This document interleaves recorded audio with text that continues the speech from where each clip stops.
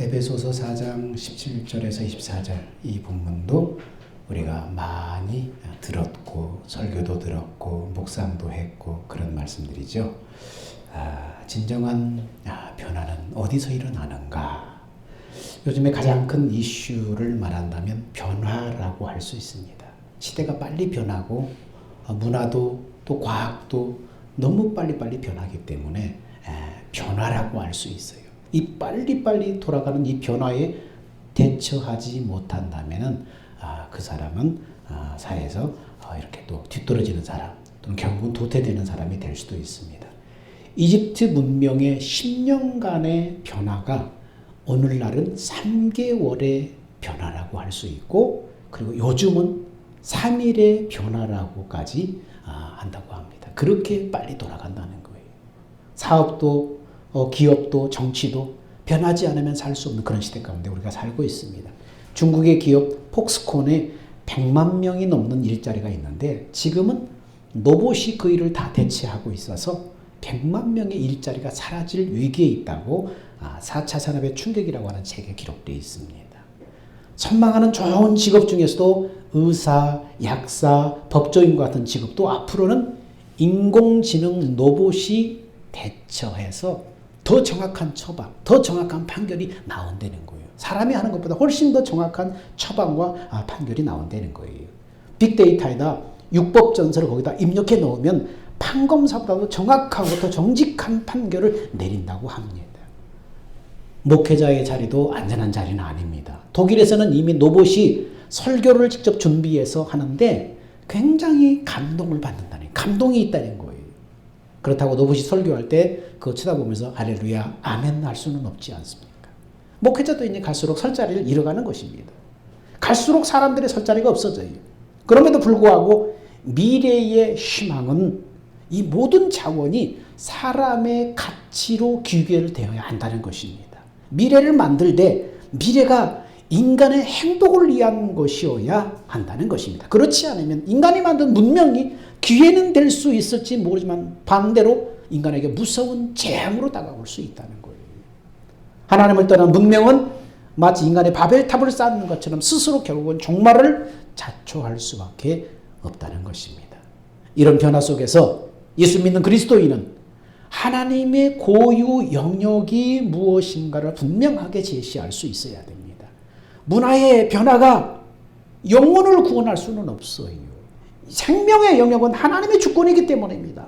그렇다고 로봇이 기도를 대신해 줄 수가 없어요. 기도는 하나님과 영적인 교통이기 때문에 로봇이 대신해 줄 수는 없는 것입니다. 로봇이 감동을 줄 수는 있지만 생명 얻는 구원을 줄 수는 없습니다. 생명은 예수 안에 있기 때문입니다. 생명은 하나님의 영역입니다. 하나님과의 관계입니다. 그렇기 때문에 로봇이 대신해 줄 수는 없는 거예요. 그러므로 우리는 세상의 변화 속에서 더 본질적인 것을 추구해야 돼요. 본질적인 것이 무엇이냐? 그것은 바로 영성입니다.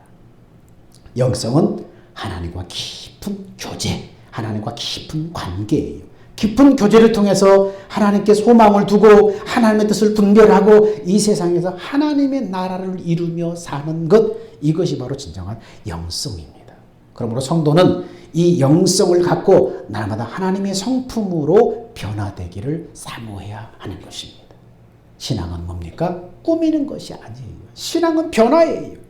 예수의 생명이 우리 안에 날마다 계셔서 날마다 우리를 새롭게 하기 때문에 신앙이라는 것은 변화예요. 고린도후서 5장 17절에 그런즉 누구든지 그리스도 예수 안에 있으면 새로운 피조물이라. 이전 것은 지나갔으니 보라 새 것이 되었도다. 예수 안에 있는 사람은 새로 만들어진 피조물이에요. 새로 생명이 태어난 거예요. 그러므로 날마다 어떻게 새로워져야 돼요. 날마다 자라야 돼요. 아기가 태어나면 그 상태에 머물러 있는 것이 아니라 날마다 변화되지 않아요. 기다가 뒹굴다가 일어서다가 오줌과 똥을 가리다가 말을 하다가 계속 변화되잖아요. 변화되지 않는 것은 진정한 생명이라고 할 수 없는 거예요. 예수 안에 있으면, 예수를 영접해서 내 안에 예수의 생명이 있으면 나는 새로 태어난 피조물이기 때문에 날마다 변화돼야 정상이라는 것입니다. 여러분도 날마다 새로워지는 신앙의 변화를 경험하기를 축원합니다. 오늘 본문의 바울은 에베소의 교회 성도들에게 끊임없이 신앙의 변화를 강조하고 있습니다. 신앙의 변화는 결국은 마음의 변화예요. 마음이 변해야 변하는 거예요. 바울은 세 가지의 마음의 변화를 권면하고 있습니다. 에베소서 4장 17절에 뭐라고 합니까? 이방인같이 허망한 마음을 버려야 된다. 자, 4장 17절 한번 읽어봅시다. 자, 시작. 그러므로 내가 이것을 말하며 주 안에서 증언하노니 이제부터 너희는 이방인이 그 마음에 허망한 것으로 행함같이 행하지 말아라. 이방인 같은 허망한 마음을 버려라. 허망한 마음이라는 것은 뭡니까? 허망한 마음이라는 것은 목적 없이 사는 마음을 허망한 마음이라고 해요. 사람이 무엇이 되기 이전에 무엇이 되겠다는 목적이 분명해야 됩니다. 목적이 없는 허망한 마음을 가지면 그 사람의 일생은 어떻습니까? 방종하게 돼요. 방종하게 돼요. 허망한 마음, 목적 없는 허망한 마음을 가지면 그 사람의 인생은 방종하게 됩니다. 허망한 마음은 채워지지 않는 비어있는 마음, 마음이 공허한 것, 이것을 말합니다. 여러분, 마음이 왜 비어있고 공허하고 목적이 없을까요? 왜 마음이 허망해집니까? 성경에는 마음은 하나님의 성전이다, 이렇게 말씀하고 있습니다. 성전에는 누가 계세요? 삼위 하나님이 계시는 거예요. 성부와 성자와 성령님이 우리 안에 계시는 거예요. 이 성부와 성자와 성령님의 영이 누구예요? 바로 이 예수의 영, 하나님의 영, 거룩한 영, 바로 그 영이 우리 안에 하나님이 계시는 것입니다. 근데 마음에 하나님이 없고 예수의 생명이 없기 때문에 그 사람은 어떻습니까? 공허해지는 거예요. 허망해지는 거예요. 목적이 없는 거예요. 비어있는 것입니다. 여러분, 소유는 있는데 진정한 쉼, 안식이 없고, 기쁨, 쾌락은 있는데 진정한 만족이 없어요. 바닷물을 마시면 마실수록 갈증이 토하듯이 세상 것으로는 채워지지 않는 빈 마음, 이 공허한 마음이 오래되면은 인생은 어때요? 방종하게 돼요. 공허한 마음, 만족이 없는 삶, 이런 것이 계속되면 결국은 인생은 방종하게 된다는 거예요. 바울은 이런 마음을 이방인들의 마음이라고 했고, 이 허망한 마음을 버려라, 이렇게 말씀하고 있습니다. 하나님 없는 사람들의 마음이 이런 마음이기 때문에 혹시 너희도 그런 마음이 있다면 이 허망한 마음을 버려라. 허망한 마음을 가지면 두 가지 문제가 생깁니다. 18절, 19절 읽어봅시다. 자, 18절부터 이 허망한 마음을 가지면 이 두 가지 이 문제가 생깁니다. 시작. 그들의 총명이 어두워지고 그들 가운데 있는 무지함과 그들의 마음이 굳어짐으로 말미암아 하나님의 생명에서 떠나 있도다. 그들이 감각 없는 자가 되어 자신을 방탕에 방임하여 모든 더러운 것을 욕심으로 행하되. 이 허망한 마음이 계속되면 문제가 생기는데, 첫째는 총명이 어두워지고 마음이 굳어진다, 이렇게 말합니다. 총명이라는 것은 생각이 명철한 하나님을 아는 인격적인 지식을 말해요. 하나님을 아는 인격적인 지식, 이 지식.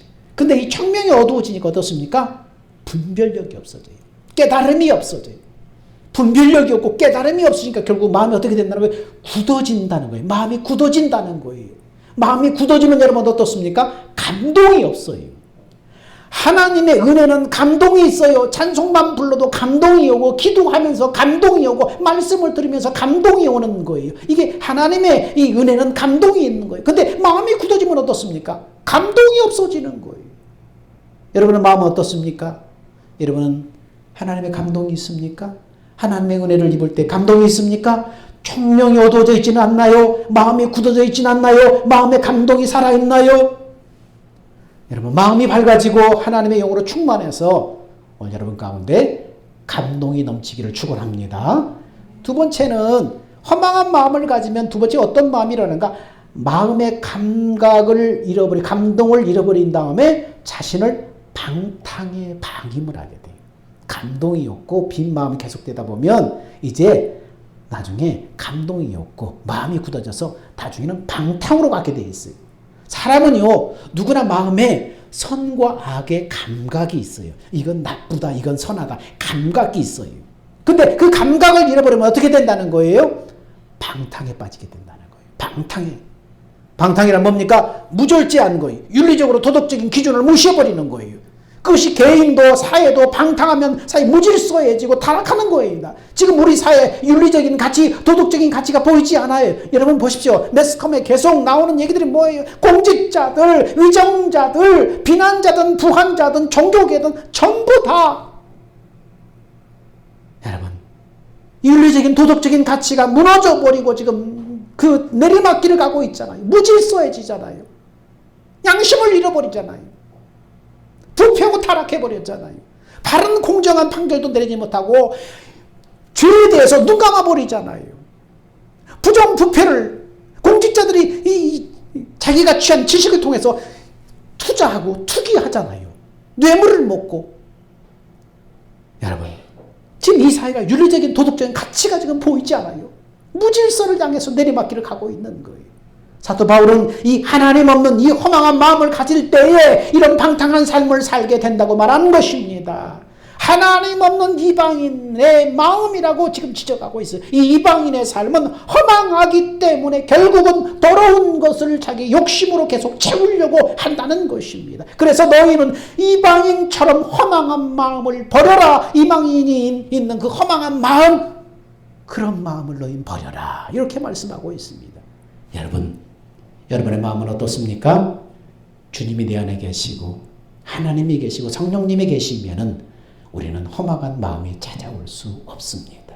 여러분의 마음이 예수의 생명으로 충만하시길 축원합니다. 자, 이방인 같은 허망한 마음을 버려라. 그러면 성도는 그럼 어떻게 사야 되는가? 이방인 같은 마음을 버리고 성도가 사는 방법 두 가지. 22절 같이 읽어봅시다. 시작. 너희는 유혹의 욕심을 따라 썩어져가는 구습을 따르는 옛사람을 벗어버리고 오직 너희 심령이 새롭게 되어. 첫 번째, 성도가 사는 방법, 썩어져가는 구습을 버려라. 유혹의 욕심을 따라 썩어져가는 구습을 따르는 옛사람 벗어버려라. 지금 말하는 거예요. 여기서 욕심이라는 것은 사람이 갖는 단순한 욕구를 말하는 게 아니에요. 사람이 갖는 욕구, 돈을 더 많이 벌고 싶고 또 더 높은 자리에 가고 싶고 더 좋은 환경으로 가고 싶고, 이건 단순한 욕구예요. 이 욕구까지를 지금 죄라고 말하는 것이 아니에요. 단순한 욕구를 말하는 것이 아니라 그것이 지나쳐서 자신을 해치는 탐욕을 말하는 거예요. 그것이 지나쳐서 자기를 해치기까지 하는 이 탐욕을 말하는 거예요. 그래서 그 탐욕을 따라서 살아서 인생을 병들게 만들고 파괴하게 만드는 그 옛 본성의 생활 방식, 옛 본성의 행실, 이것을 따르는 옛사람, 이걸 지금 얘기하는 것입니다. 그래서 여기서 가장 주목해야 할 말은 뭡니까? 육의 욕심을 따라 썩어져가는 구습을 따르는 옛사람. 여기서 옛사람. 사도 바울은 이 옛사람을 어떻게 정의합니까? 썩어져가는 구습을 쫓는 옛사람이라고 정의하고 있습니다. 무슨 말입니까? 썩어져간다는 것은 부패시키고 타락시키고 멸망시키는 구습이 뭡니까? 옛 생활 방식, 옛 행동, 그것을 쫓는 옛사람, 그것을 얘기하고 있는 것입니다. 부패시키고 우리를 타락시키고 멸망시키는 옛사람의 생활 방식, 옛사람의 행실, 이걸 말하는 것입니다. 사도 바울은 이 옛사람을 어떻게 한다고요? 예수와 함께 십자가에 못 박혔다고 정의하고 있습니다. 갈라디아서 2장 20절은 그렇게 말합니다. 내가 그리스도와 함께 십자가에 못 박혔나니, 그런 얘기들은 내가 산 것 아니요 내 안에 그리스도께서 사신 것이라. 마귀의 종되었던 죄인된 나의 옛사람은 예수를 내 안에 영접할 때 그 옛사람의 예수님 죽으실 때 함께 죽었다는 거예요. 그리고 부활의 주님이 이 내 안에 들어오실 때 새로운 생명으로 나를 데리고 오셔서 내 생명, 내 안에 새로운 생명으로 탄생시키셨다는 거예요.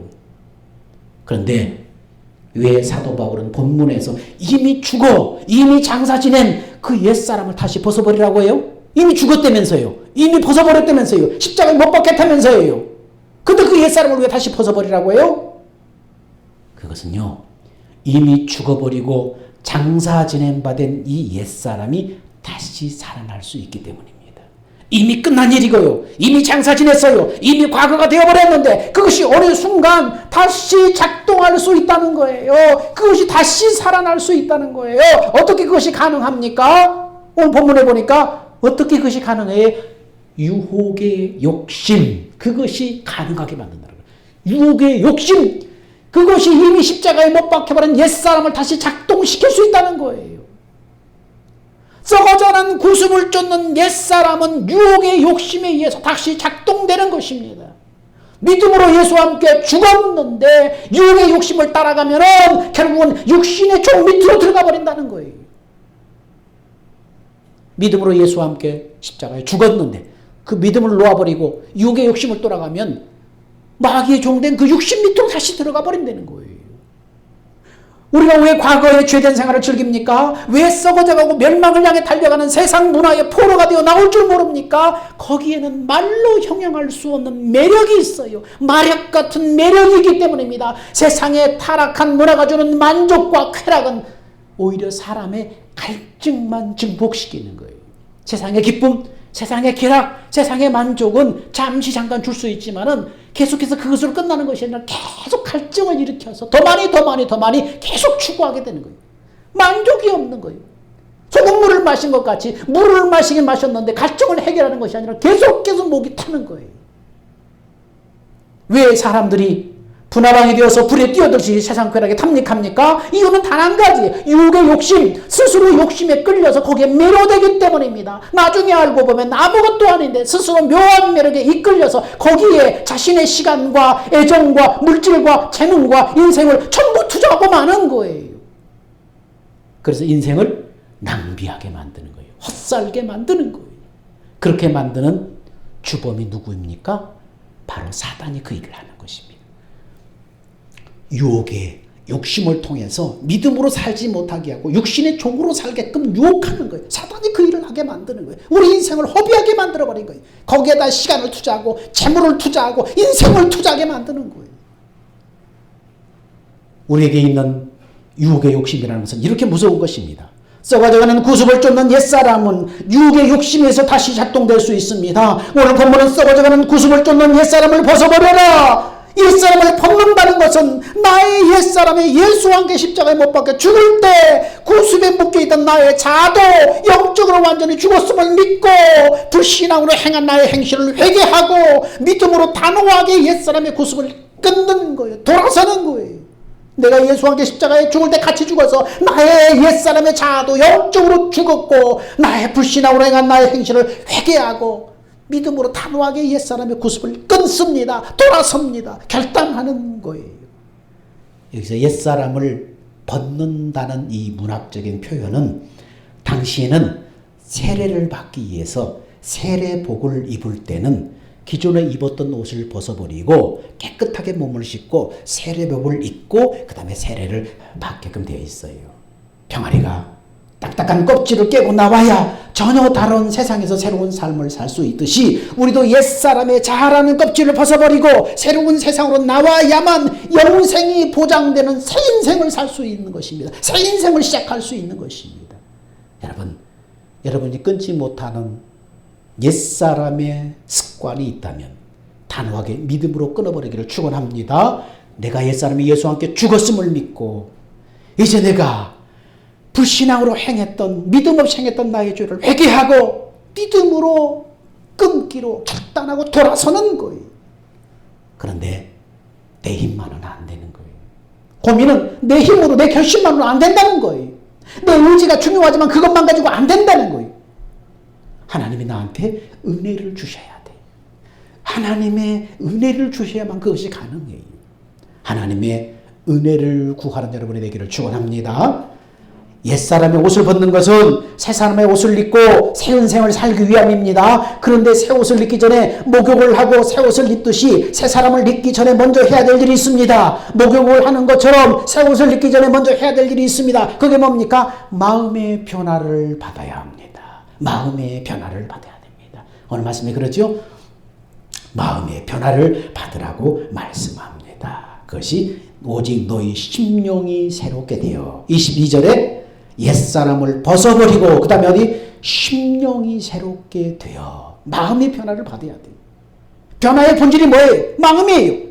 예수님도 거의 물질이나 정신 문제보다는 마음의 변화를 말씀했어요. 심령, 마음을 말씀하셨어요. 그래서 솔로몬서 4장 23절에 뭐라고 말합니까? 무릇 지킬 만한 것보다 더욱 네 마음을 지켜라. 생명의 근원이 여기서 남이라.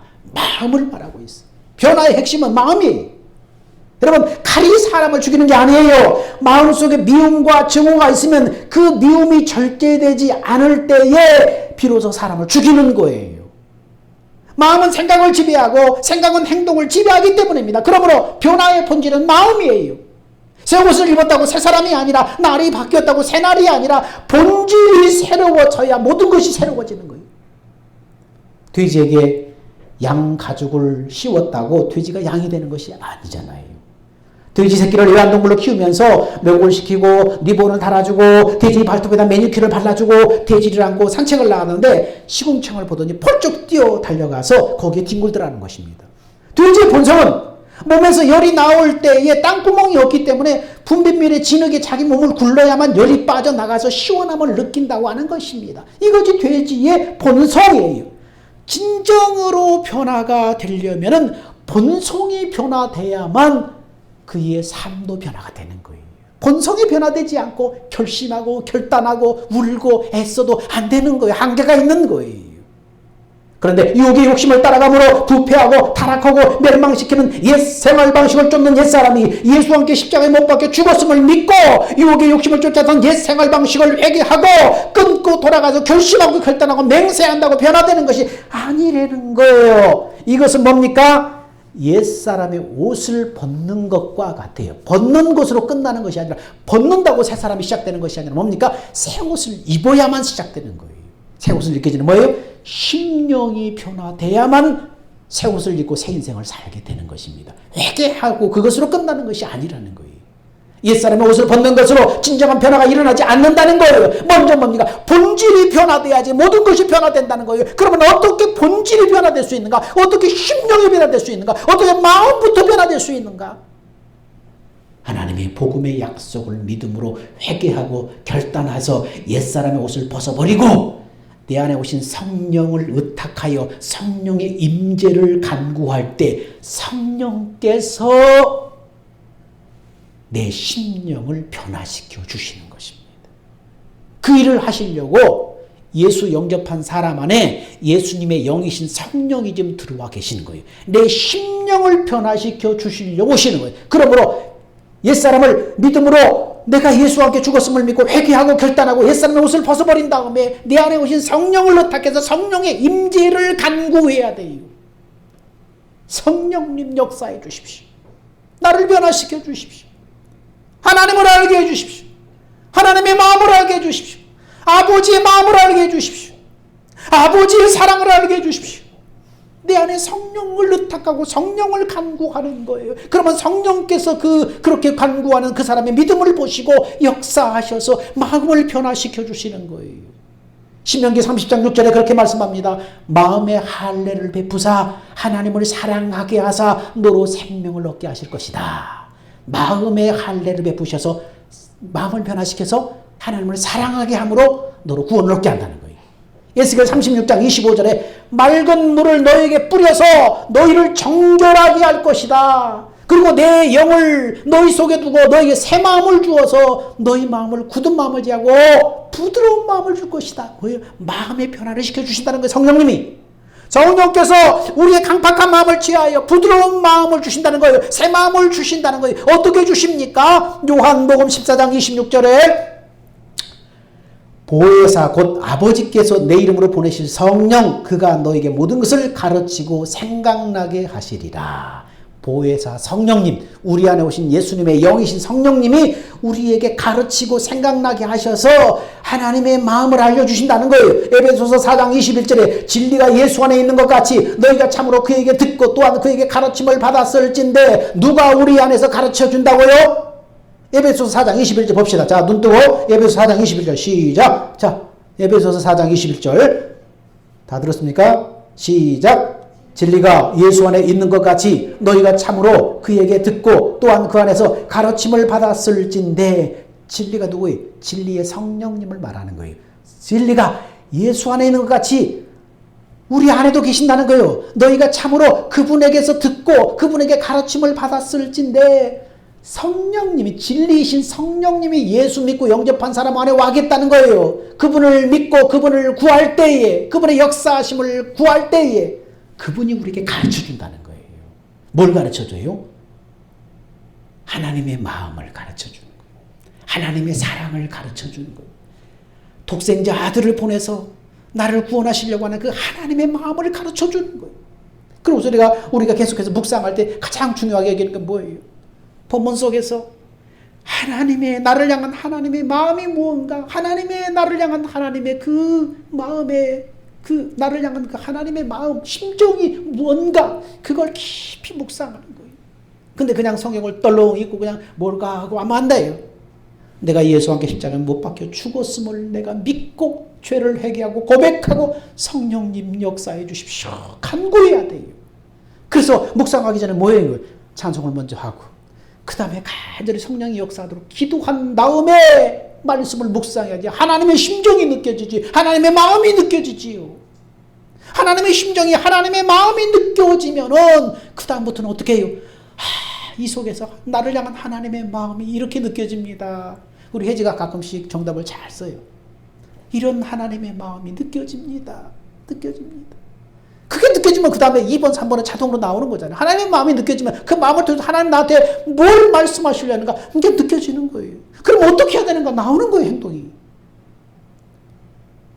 성령이 우리 안에서 그렇게 말씀하시는 거예요. 그 하나님의 마음, 하나님의 심정을 내가 기도하고 찬송하고 기도하고 성령을 의탁해서 묵상하는 거예요. 거듭난 하나님의 생명에서 하나님의 사랑을 깨닫고 하나님을 사랑하는 마음이 나오는 거예요. 그 마음이 나오면 그 사람 안에는 뭐가 있다는 증거예요. 그 마음은 어디서 나오는 거예요? 거듭난 하나님의 생명에서 나오는 거예요. 우리가 하나님의 생명으로 태어났는데 아버지의 생명, 부모의 생명을 내가 받아서 태어났잖아요. 난 부모의 생명으로 태어난 거예요. 내 안에 부모의 생명이 있는 거예요. 내가 하나님의 자녀로 태어난 것은 누구의 생명을 받아서 태어난 거예요? 하나님의 생명으로 태어난 거예요. 그래서 같은 생명을 가지고 있기 때문에 하나님과 우리가 가족이에요. 예수 믿고 구원받은 그 영은 뭐예요? 거듭난 생명은 하나님의 생명이에요. 이 하나님의 생명에서 뭐가 나와요? 하나님의 심정, 하나님의 마음이 느껴지고 하나님의 말씀이 들려지고 이게 나오는 거예요. 하나님의 마음이 느껴지고 하나님의 감동이 오고 하나님의 심정이 느껴지고 하나님의 메시지가 내 안에 느껴지면 내 안에 뭐가 있다는 거예요? 하나님의 생명이 있다는 거, 구원받은 하나님의 생명이 내 안에 있다는 것을 증거하는 거예요.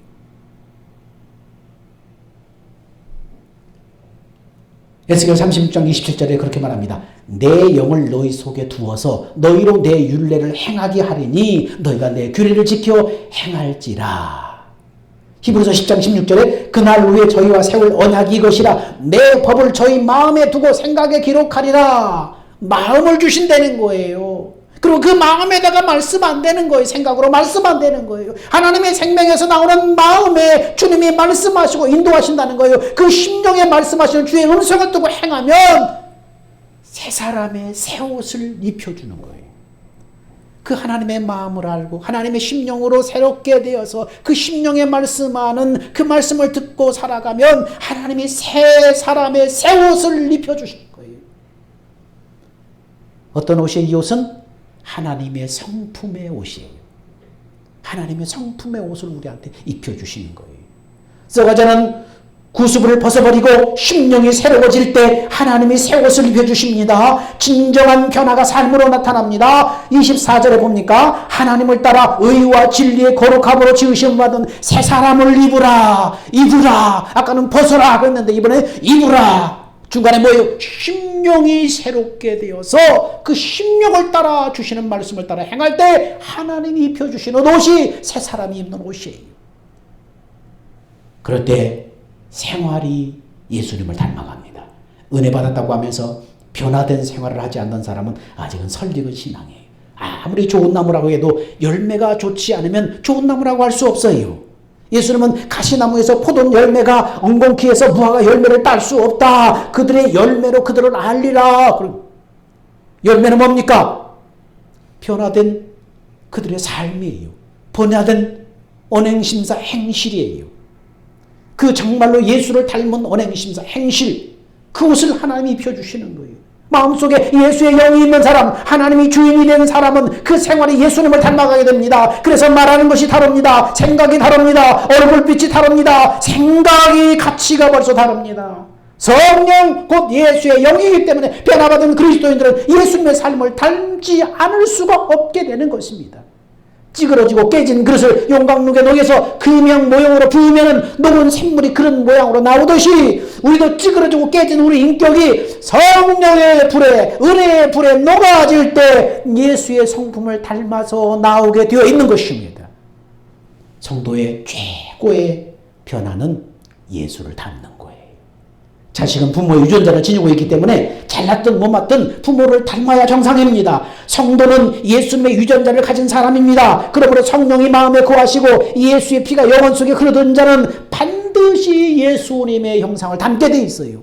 예수님을 닮아가게 돼 있어요. 성품의 예수를 닮아가게 돼 있어요. 그래서 우리를 향한 하나님의 소원은 우리가 예수님의 성품을 닮아서 장성한 분량까지 자라는 게 하나님의 소원이에요. 그날에 하나님 앞에 상급 심판의 기준이 뭐냐? 세상 끝날에 하나님이 어떤 사람 지옥 보내고 어떤 사람 천국 보내는 이 천국 지옥 심판 전에 먼저 어떤 심판을 하냐면 예수 믿고 영접한 하나님의 자녀된 자들의 상급 심판을 먼저 실행하시는데 이 상급 심판의 기준은 뭐냐? 내가 얼마나 그리스도의 성품으로 자라갔느냐로 결정이 되는 거예요. 내가 얼마나 예수의 성품으로 자랐느냐로 상급 심판이 결정이 되는 거예요.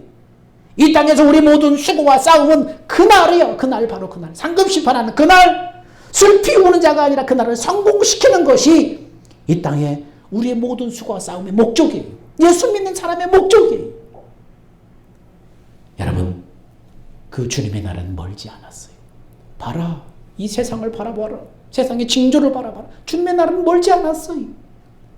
오직 우리가 복음의 약속을 믿음으로 옛사람을 구습을 벗어버리고 내 안에 주의 영을 누리함으로 심령이 새롭게 되어서 날마다 주의 형상으로 새 사람을 덧입어서 그날을 성공시키는 복된 여러분들이 다 되시기를 주의 이름으로 축원드립니다. 기도합니다. 사랑하는 주님 감사합니다. 주의 날은 멀지 않았습니다. 옛사람을 벗어버리고 심령이 새롭게 되어서 새 사람을 입으라고 하셨는데 주님 앞에서는 그날을 성공시키기 위해서 복음을 믿음으로 옛사람을 벗어버리고 회개하고 내 안에 오신 예수님의 영이신 성령님을 간구하고 의뢰함으로 나를 심령을 새롭게 하심으로 날마다 새 사람을 덧입는 삶이 되게 하여 주옵소서. 그날에 슬 피우는 사람이 아니라 그날에 환호하는 사람이 될 수 있도록 축복하여 주옵소서. 생명 되신 예수님의 이름으로 기도하옵나이다. 아멘. 다 같이 기립하셔서 주님 다시 오실 때까지.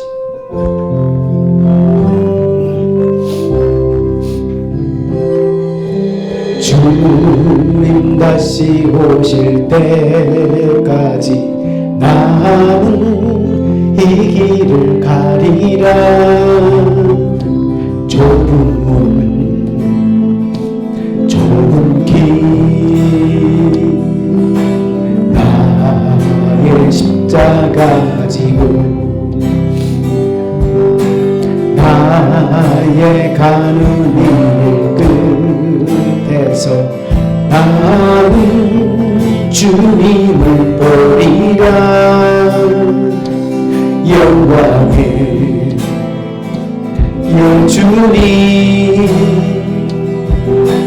나를 맞아주시리.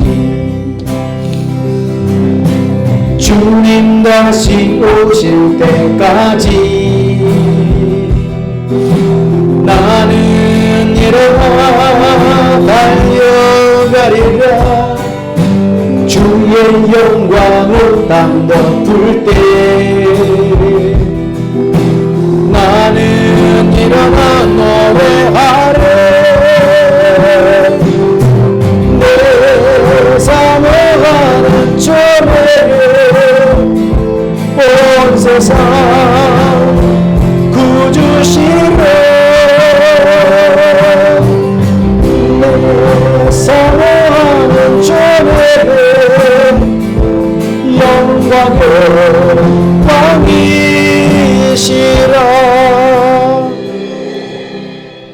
이제는 우리 주 예수 그리스도의 은혜와 하나님의 사랑하심과 성령님이 우리 안에 내주하시고 교통하시고 인도하심이 옛사람을 벗어버리고 심령이 새롭게 되어서 새사람을 입어라, 이 말씀을 우리의 삶 속에 실천하기 위해서 믿음으로 날마다 내가 죽고 회개하고 성령을 의탁함으로 성령이 변화시켜 주시는 그 마음을 가지고 살기 원하는, 그래서 날마다 새사람을 입고 주 앞에 그날을 성공시키기 원하는 사랑하는 성도들의 경건의 삶 위에 이제부터 영원 무궁토록 함께 있을지어다. 아멘.